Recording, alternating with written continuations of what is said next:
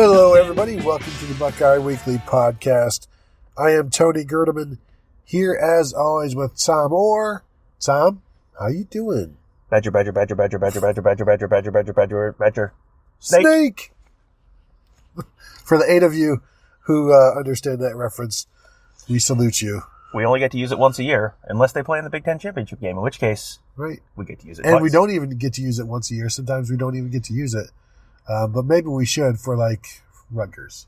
Because at least we know that's going to be every year. I don't think I can say Rutgers that fast that many times in a row. No, that's nor would I want to. So today we spoke with Ryan Day for his lightning round session following his weekly radio show. And we will get the injury situation updated tomorrow. But regarding Thayer Munford, left tackle, your starting left tackle, I thought it was very good news. Ryan Day said he's practicing this week and looking good, so that means he should be all set and good to go for the game on Saturday. They will obviously need him. Baron Browning never came up. Yesterday, in talking to the players, talking to Malik Harrison and Pete Werner, they said, he's trying to get back. Pete Werner had like an odd look in his eye when somebody mentioned him, like Baron Browning was going to be playing. And Pete Werner almost had this like, oh, really? I didn't. Mm-hmm. I might have different information than you. Mm-hmm. But that was just me reading perhaps way too much into the situation. Anybody else regarding? We saw Damon Arnett in the orange jersey Wednesday night, which that's typical for him this season with his wrist, his hand that has been in a cast. I guess the entire season. Yeah, since the preseason. I did not see Josh Allaby last night, but. Yeah. The offensive line, the bulk of the offensive line had not come in before interviews started, so we were very carefully monitoring everyone who came in, and then before the offensive line came in, the guys who were doing interviews came in, so we didn't really get to watch as closely. So our information on Josh Allaby is incomplete. Yeah, like Robert Landers was the first interview, and as we mentioned on past shows, he considers himself the show. I consider him the show, too. I had 2 guys at my table last night. It was Robert Landers and Brandon Bowen, which is pretty close to my platonic ideal of Ohio State midweek player football interviews. Because when I saw Robert Landers coming over, I'm like, oh, we got the show over here. He's like, so something like, you better believe it or you know it. And then he goes on to talk about this game Saturday against Wisconsin. You wrote a little bit about it. I did. What did he have to say about the Badgers and just, I guess, gearing up for what he is going to face? Both of them were very much, they're obviously linemen, so you're going to talk a lot about the game in the trenches, but this is an extremely game in the trenches kind of game for both teams. Robert Landers said they're always going to play hard. They always work well within their system. It's one of those games where if you don't bring your A game, you don't put your big boy pants on, it can be a rough day. So we will have to check pregame to see whether the big boy pants are on. I would assume they probably are. Brandon Bowen said they've had this game marked since the end of last season. And he said he's called it a war. He said every time you play Wisconsin, it's a war. And he said that like 3 different times. Like that is very much the message. Like this is, there are games and they take every game seriously. But as I said in the article, it's like Animal Farm where some of the animals are more equal than the others. Some of the games are more equal to another. Yeah, when we talk to these guys, they used to play Wisconsin pretty much every year, seemingly. And they would always say this was the game that they felt the worst after. Like, this is the most physical. It would take the longer to recover from this game.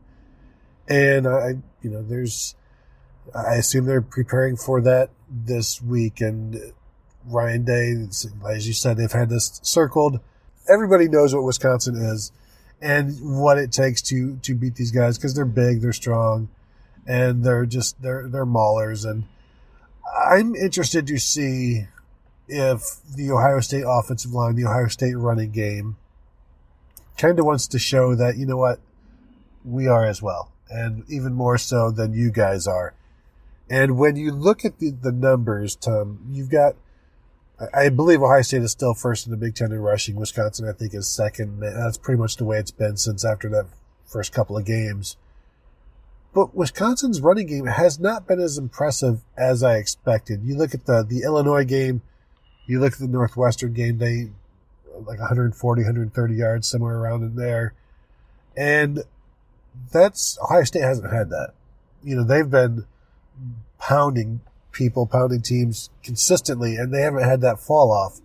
And so this to me feels like a situation where Ohio State could go in and be like, kind of tired of hearing about Wisconsin's running game, Wisconsin's offensive line, Jonathan Taylor.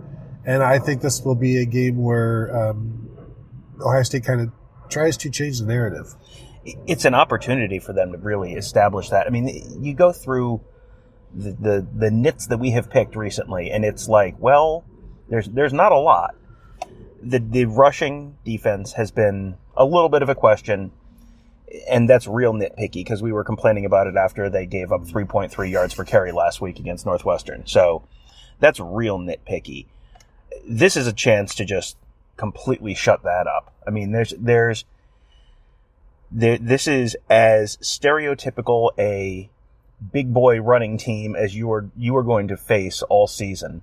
And it's a team that's ranked in the top 15 right now. I mean, this would have been a more impactful potential win if they had not lost to Illinois last week. But this is a game where nationally, what people know about Wisconsin is they're big, they run the ball, and if you stop them, you have really done something remarkable. So this is still potentially a statement game for the defense. Yeah, and you look at what teams have done on the ground against Wisconsin. And Illinois this past week was the first team to rush for over 100 yards on them. 35 carries, 141 yards, just 4 yards a carry. And it's not like they went crazy. Much of that was Reggie Corbin had like a 40-yarder or a 60-yarder. So there's maybe some fake yards in there, but that run still did happen. But going into that game, Wisconsin allowed 26 yards to USF, 15 yards to Central Michigan, 40 to Michigan, 97 to Northwestern, 60 to Kent State, and 30 to Michigan State. So this is while they haven't faced any good running offenses, and really Illinois is up and down, that's still impressive, and it's still something that you take notice of. I don't think Wisconsin has the best defense in the nation. The statistics may say one thing, but I think we know that the NFL isn't going to come knocking down their door for all of their players. Mm-hmm. It's a good system that is being executed well against offenses that are very executable. Yeah, I mean, they have executed a lot of their teams they've played, and it's one of those things where USF is bad this year, like objectively bad. Central Michigan is objectively bad this year. Kent State is pretty darn bad this year. I mean, they're not terrible. They're not as bad as they have been, but they're not. They're a lower half MAC team probably, which is not very good. Michigan State, you have seen Michigan State's offense. Michigan State's offense is is what it is what it has been. So all of those are like, well, okay, I understand why they controlled those teams the way they did. Yeah, but they shut them all out. Yeah. I mean, you can sort of do the same thing with Ohio State they haven't played any top 10 teams yet. Yeah, the opposition could have been better. They haven't truly been challenged. Yeah, but they've just obliterated everyone they've played. So you do have to give a certain amount of respect to that, to Ohio State, that they have not had the whoopsie-daisers week like Wisconsin had last week against Illinois. But Illinois up to that point was doing exactly the same thing Ohio State was doing, just completely killing bad competition for the most part. Yeah, and you wonder exactly how well Ohio State will do against this Wisconsin defense, rather, because not only do they bring in the best running game the Badgers will see, but they also bring in the best passing game. So it's the most complete offense that Wisconsin will have faced this year, and I think you'll see that Wisconsin has kind of built this resume on a lot of entry-level jobs, mm-hmm. And they weren't quite ready for this VP position mm-hmm. that Ohio State is going to put them in. But I still think Ohio State, Ryan Day obviously wants to run the ball, and I think JK Dobbins and the offensive line want to run the ball, as we talked about. They want to show that they are the marquee running game in the Big Ten. The rain, Tom, might make this an even more important distinction. Who has the best running game?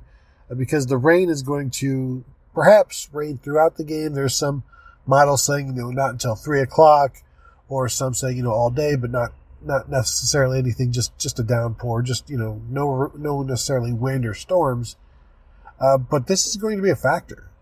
Yeah, it's a factor, and it is truly the X factor, because you don't quite know how either of these teams are going to play in that kind of weather, but also you don't know when it's going to happen. Like, if that starts at noon and it's just raining hard the whole game, that's one kind of game. If it starts at 3 o'clock and the game is down to the last 5 minutes, then that's a whole different kind of game. And you're still 48 hours out at this point while we're recording this. You at that far out in terms of this is my TV news background speaking now. That far out, even like the weather guys will tell you kind of quietly behind the scenes, like, yeah, more than 2 days out, it's just kind of like throw a dart.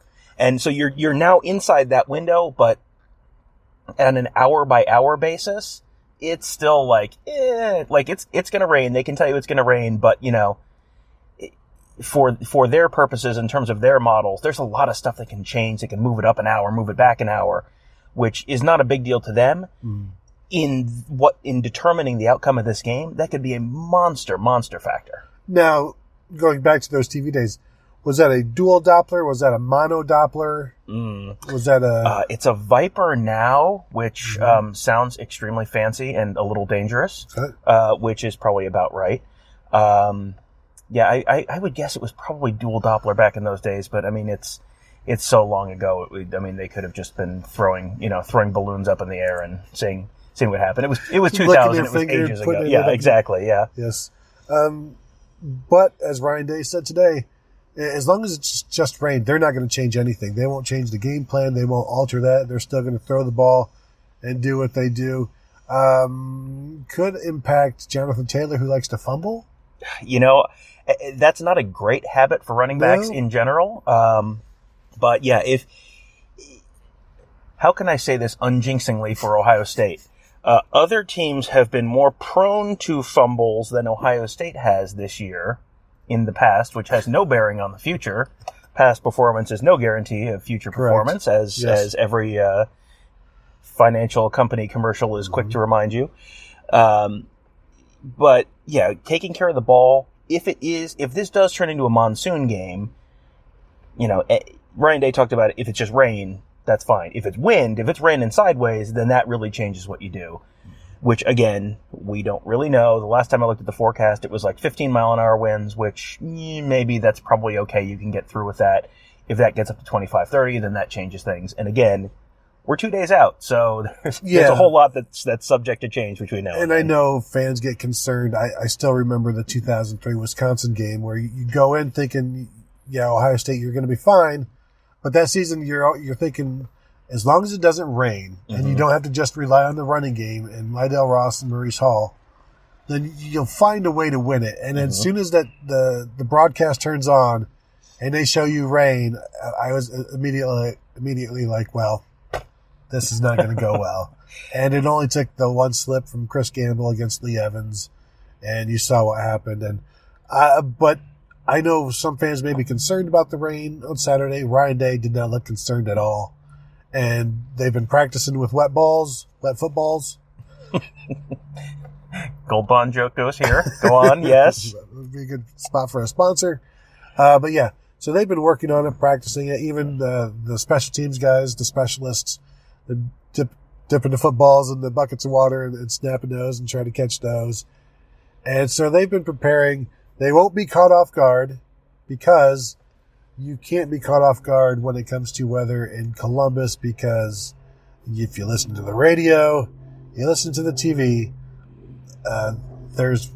you can't get away from weather. It's the ratings. It's I think it might be the weather capital of the world. Arguably, maybe, probably not. That's okay. Here's the other thing. They know far enough in advance that this is This is not like a pop-up thing that's going to completely change things half an hour before the game starts. This is something that they know several days in advance. They can kind of plan around it if they need to. They have a plan A, they have a plan B, they have a plan C. That's all fine. And this team is versatile enough that they can, they can run the ball. They can also pass the ball. They have multiple running backs who can run the ball well. They have at least a half a dozen legitimate threats in the passing game that they can throw the ball to. They can beat you in so many different ways, and they don't need to. They have a good enough defense that they don't need to just win a shootout every week. They have so many different ways they can win a game that it's automatically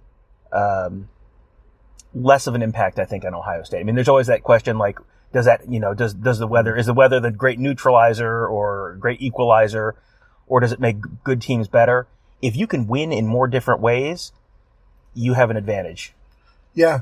I still would prefer a dry setting when it comes to like a championship game, mm-hmm. where you want to see the best team win. And I think the weather, it could make the better team even better, could make it worse, but it alters it however it does.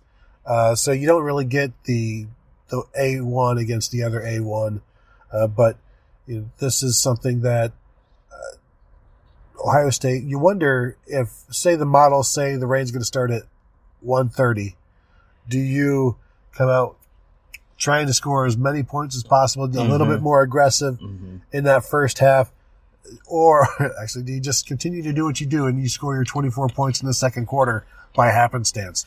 But I wonder if they do get that in tune with, if we can get this much done by half, when the bad weather rolls in and we just need to take care of the football as hard and as safely as we can and just run the clock out, do we want to try to just get up by 17 points or whatever, go with a bunch of tempo? Because Wisconsin's going to be playing slow, mm-hmm. running the clock, trying to limit the possessions in this game. And it's almost like an army attack, where they want to limit the number of possessions. Instead of 14, you might get 11 or something like that.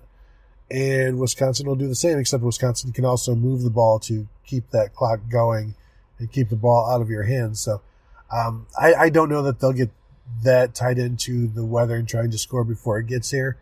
But if the weather does turn and it's like, yeah, there is a monsoon coming, I think they would try to get as many points as quickly as possible. Well, you want to just, if you know that's coming, it would be smart to try and get a little bit ahead of that. Because you talked about Wisconsin trying to control the clock.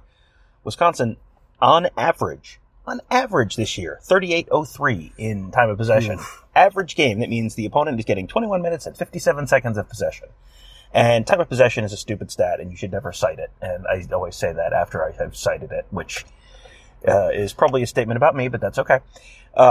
It's a little bit telling, though, because that tells you exactly how they play. They are going to, just like you said, keep you off the field. They have run like 100 more plays than their opponents have. So they're going to try and keep that clock moving, keep those long drives going, keep your offense off the field. You have to, if you know it's going to start raining, you have to try and get a little bit ahead of that. And you don't want to get you don't want to go crazy. You don't want to just completely change what you're going to do. But if you think you can throw the ball on them, try and get out ahead, build that lead. And then when it's raining sideways in the second half and everyone's having trouble getting footing and all that kind of stuff, you don't want to be the one who has to come from behind and try and score in that. That's when you want to just be able to go button it up and get out of there. Because that's when you start getting mistakes. And the more you have to push later in the game, if it's raining sideways, the more you're prone to the big play, the big mistake. You wonder if Wisconsin might try to speed things up as well, but that would not be their MO, and that's not really what they do. I wonder again then, with Wisconsin trying to pound the ball and wear down a defense, Ohio State will, do they continue with their tempo? Not that they run it all the time, because they don't, but do they risk some 3 and outs, and now your defense is back out on the field for another 5 or 6 minutes, and they get worn down, which will affect them in the fourth quarter? But will Ohio State come out right away and go with the tempo? Will they try to have some success first and then switch it on? I think there's going to be some play there because, again, you don't want to just take 37 seconds off the clock and now you're punting again and the batters are now warmed up and they're getting ready to run the ball on you, but that's where it helps Tom to have 13 different defensive linemen. Right, yeah, that's a little bit less of a concern for Ohio State than it would be for most teams just because of that depth. I don't think they have to go tempo immediately, but maybe you're trying to be a little more aggressive just in terms of working downfield. And you work a little tempo in, get 2 first downs, then you work the tempo. Because, I mean, having given up 21-57 worth of possession every game, this Wisconsin defense has not spent a ton of time on the field. True. So if you can string together some longer drives, and then you work the tempo, they don't have the depth that Ohio State does. They have a very good defense, but they don't have the depth that Ohio State does. That's something that then, if you're pounding them, whether you're doing it with tempo or not, if you can string together some long drives, that can wear them out faster than Wisconsin will be able to wear Ohio State out. Yeah, and it also helps your numbers when you're playing, 8 fewer minutes than most defenses. The Wisconsin offense, talking to the linebackers yesterday, talking to Ryan Day, talking to Greg Madison, this will be the best play-action passing team that Ohio State has played. But what struck me, and you can understand why, obviously, with the running game, but what struck me is that those play-action passes aren't necessarily going for long gains. They have one pass play of over 40 yards, none over 50. I think 3 or 4 over 30. So it's almost like they're using this play-action just to move the chains, and it almost feels wasted. But then you look at what the numbers, the receivers, and the roster. They really only have, we talked about it before the show, Quintez Cephas really seems like their only big play guy, and maybe that's why they aren't stretching the ball more with this play action that they have, is because they don't necessarily have the receivers to do it. And if you don't have the receivers to stretch the field, then they're not going to have much luck doing anything in this game against Ohio State's cornerbacks. Right. With Ohio State's corners being as good as they are, I mean, Quintez Cephas, 24 catches, 353 yards, 14.7 per attempt, or per completion, and 3 touchdowns this year. Like, he's a good receiver. He's maybe going to be the best receiver Ohio State's faced so far this year. But there's a pretty darn good chance that Jeff Okudah is the best corner he's faced all year. And, maybe Ohio State just looks at putting Okudah on Cephas all game. That's a possibility. They have Damon Arnett's played extremely well this year. There is nothing in Ohio State's defensive backfield that makes you think Quintez Cephas or anyone else on that Wisconsin team is going to be able to consistently pop 30-yard plays against them. Other Wisconsin receivers, Jake Ferguson, 20 for 242, 12 yards per completion. Danny Davis, 20 catches, 168 yards, 8.4 yards per completion. When was the last time you remember an Ohio State receiver with that many receptions averaging 8.4 yards per completion? Yeah, I know, like KJ 2 years ago was under 10. I don't think it was that bad, but like Danny Davis, I believe, is an outside receiver. A.J. Taylor would be their slot guy, and he's also under 10. And so to have Danny Davis had a couple of good games, or a good game against Ohio State, a couple of years ago. Started to come on a little bit, but when that's one of your outside receivers, 8.4 yards per catch, and he's a busy guy, 3 catches a game, that's not great. And I don't think it's just Davis. I think it's a combination that Jack Cohn, who is accurate as heck, the quarterback, but you watch him and he does not have a huge arm. The ball does not get there quickly. It gets where it's supposed to be, and so I think their passing game is limited by Cohn, which is that's standard for the Wisconsin quarterbacks or Wisconsin passing game is to be limited by your quarterbacks. And even when Cohn is playing perhaps as good as any Wisconsin quarterback in recent history has been, he doesn't have the big arm to stretch the field. So now you're talking about a more compressed Ohio State defense, which brings them all closer to the football. And we know when it comes to stopping Jonathan Taylor, you have to rally to the ball.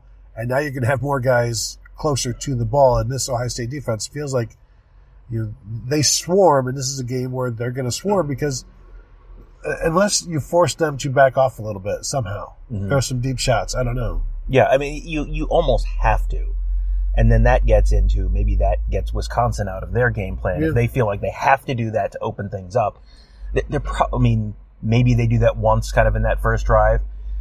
But that's not something you're probably going to see real often early. Like, that's not what their game is, and they probably don't want to get too far out of their own comfort zone and their own typical game plan. But that's something they may have to do because with Ohio State, like you said, rallying to the ball. Last year, there was a lot of times where it was just like, there's one guy there, and if he misses, there's no one else there, and the guy runs forever. This year, I feel like every week we have pictures in our gallery of 6 Buckeyes tackling 1 running back, 6 Buckeyes jumping on the quarterback at the same time. Like that's something that they've really stressed going back to spring ball. That they run drills specifically about go get the ball, and they have done such a good job with that. And there's several reasons why they have limited the big plays this year. That's one of them. That even when you do have a missed tackle, there's usually 2 or 3 other guys who are there to stop them. Wisconsin has not generally in the past put up huge offensive numbers against this Ohio State team. Like this is just, they had the benefit, that is helped by the fact that they did not play Ohio State in 2018. But in the past, Wisconsin has not been able to run up like monster numbers against Ohio State. Going back you probably have to go back to like Ron Dane or so to find a game where Wisconsin really ran all over Ohio State. Correct me if I'm wrong.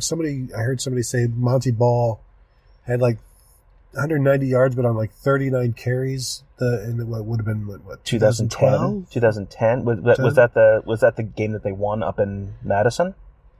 I don't know. It feels like if you run that's still only 5 yards a carry, which is not, it's pretty. But to your point, it doesn't happen a lot, and we're not even sure it happened then. Because our research staff is lazy. No offense to myself. But when you're talking about this rushing offense, and Jonathan Taylor in particular, Pete Werner had said that he was asked, when you're going against a guy who is kind of the epitome of the offense, the stud running back who runs the show, how do you prepare for that? How do you gear up for that? And he said, basically, if you stop him, you win. Mm-hmm. And Greg Madison said yesterday that that's not necessarily the case because they can do other things and they can do the play action. And while I agree if Ohio State stops Jonathan Taylor, they will win, it's not entirely true that if you stop him, you will win because Michigan State stopped Jonathan Taylor, held him to like 80 yards, and they lost 38-0. Mm-hmm. I can tell you that if Ohio State stops Jonathan Taylor, they will not lose 38-0. I can say that with great certainty. Oh, really? Yes. With tremendous bold certainty. Bold prediction by Tom Orr. Yes. We're going to have bold predictions on our Patreon show later this week. Maybe I should have saved that one for that. Yes. But, spicy. Yeah. It's something that they would have to have something go significantly different than expected to be able to stop Jonathan Taylor and still lose. Either you'd have to have Wisconsin's passing game really blow up, and I don't see that happening. I don't know where that would come from for Wisconsin, which has not been explosive against basically anyone. We went through the teams that they've played earlier. There's a whole lot of not that great teams that they've played so far, and they haven't just completely blown up on anyone. So you'd either need to have that happen against the best defense they've faced all year, or you need to have Ohio State really completely melt down on offense and lots of turnovers and complete inability to move the ball. And this is probably going to be the best test they've gotten so far this year for the offense, just against that Wisconsin defense. But that's why I don't think you've seen anything that gives you a reason to think that Ohio State is going to melt down against Wisconsin this week. Yeah, and there's just not enough offense there in that passing game. And knowing that they're going to be designed to stop the running game and stop the passing game and passing, basically. When you've got those corners that you do in Damon Arnett, Jeff Okudah, Sean Wade, and then you've Jordan Fuller back there as well. So it's not a great matchup for Wisconsin, as few teams are a great matchup against Ohio State. I still am curious to see how well they stop the run against an elite running game. And this will be the best running back they face. We'll finally get some answers on these linebackers, Tom. Mm-hmm. We've been waiting for almost a year now. We'll finally figure out if these guys are any good. So, Tom, now is the time where I'm going to ask you for your score prediction. I feel like I've changed my mind on my score prediction about 3 times during the recording of this show. Each of them making the margin of victory slightly larger for Ohio State. Yeah. I think I've kind of talked myself into the fact that Ohio State's going to win comfortably, kind of. But again, like the rain, like if it just pours, like well, give us 2 scores then. Yeah. We'll go with 2 scores. Yeah, right. That's a good idea. Before we started, I was thinking 31-20 Ohio State, and I think the offense probably can get somewhere in that 27, 28, 31 kind of range for Ohio State. For Wisconsin, I don't know how consistently they'll be able to move the ball, and I don't know how I don't know how they find explosive plays otherwise. Mm-hmm. So if you can't consistently move the ball outside of, give them a drive or 2 where they move it, give them, maybe there's one big play somewhere. Where else are they going to score? Like, I don't see them being able to string together 4 different drives of 9 to 10 plays against Ohio State. And their special teams aren't that good either. Right. So, did you give us a score? Yeah, I think I started the show thinking 31-20. Now I think I'm going to go more like 31-13. Okay. I'm going 34-13. That's what I ended up doing on the YouTube show last night. How do we always pick the exact same score every week? I was going to go 38-17, but somebody took that score, so I took it all down a notch and then played into the rain. But I am interested to see, because, we downplayed the Ohio State scores in the past against good defenses, and they still score 52 or whatever. And mm-hmm. I'll be interested to see if they do that again this week. And then it's like, well, all bets are off. You can no longer predict Ohio State to score anything less than 41. Yeah, if Ohio State scores, say, 45 points this weekend, like, it's just, I'm going to get out of the prediction business, because it's just, like, it's impossible to, like, overshoot them at that point. And then there will be the one week where you overshoot them, and then they mail it in, and you miss the score by 50 points. Yeah, it's like trying to overthrow Devin Smith mm-hmm. on a deep route, and then one time you really gear up and you throw it down, or he gets stood up at the line of scrimmage, mm-hmm. and then the safety picks you off. So that will do it for this show. I want to remind you guys to we are on Patreon now, which you'll be able to listen to this show ad-free there. We will also have a second bonus show this week that we'll do some over-unders. We'll do some more on this Wisconsin game. And then if you are interested in seeing the pregame videos and postgame video that we do prior to and after games, you'll need to be a Patreon subscriber for that as well. Tom, was that the Patreon.com/Buckeye Weekly is where you can sign up for that, and the price points to get those pregame, postgame, like our instant reaction and preview shows that we do.